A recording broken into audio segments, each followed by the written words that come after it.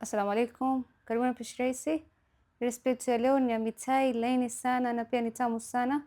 Nitaweka custard powder kwenye mitai zangu ili zifanye zikuwe na taste nzuri sana na pia zikuwe na rangi pia nzuri. Kwa hivyo tuanze recipe yetu ya leo.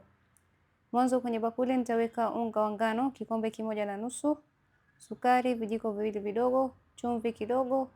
Nitaweka na custard powder vijiko 2 vidogo. Alafu nitaweka hamira kijiko 1.5 kidogo, na ninaweka na samli safi vijiko 2 vidogo, lakini waweza ukatumia butter, waweza ukatumia pia mafuta. Nitaweka tui ya nazi na nitaanza kukanda unga wangu. Nimeweka kiasi kama nusu kikombe, lakini nategemea na unga wako. Nitaweka kidogo kidogo mpaka unga wako ushikane. Nitasahau kuweka iliki, ninaweka sahihi nusu kijiko kidogo, na nitakanda unga wangu mpaka ulainike, kisha napaka samli kwa juu kidogo. Waweza ukatumia mafuta. Tafunika na nitawacha iumuke ama ifure ikuwe mara 2 yake. Kama mnavyoona sasa iko tayari. Nitaipunch kidogo ili itoke hewa, kisha nitachukua unga nitaweka kwenye pale pangu pa kufanya kazi na nitaisukuma,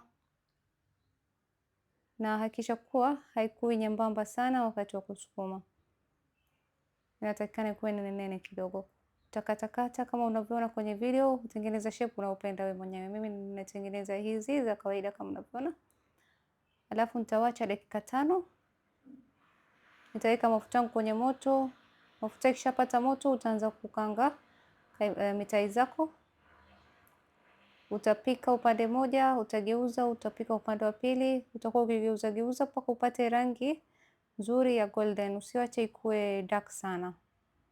Ikishakuwa kama hivi mnavyoona iko tayari, nitatoa kwenye mafuta na nitaiweka kando, nitawacha ipoe.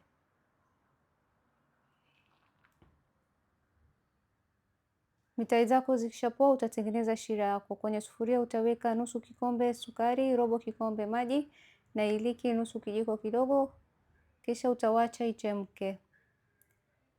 Chemsha mpaka ikuwe nzito na ikuwe inanata kama hivi unavyoona kwenye video. Shira yako inatakikana ikuwe inanata kama hivi. Ikishafika kama hivi, ikishakuwa inanata, iko tayari kutumia.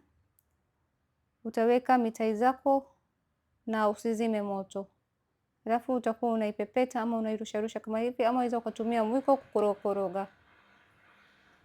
Ukipepeta kidogo utaregesha kwenye moto, utawacha kama dakika nusu sekunde 30, alafu utapepeta tena hivyo hivyo mpaka ikuwe sukari yako ikuwe kavu kama hivi unavyoona kwenye video. Sukari ikishakauka itakuwa tayari kuserve. Enjoy.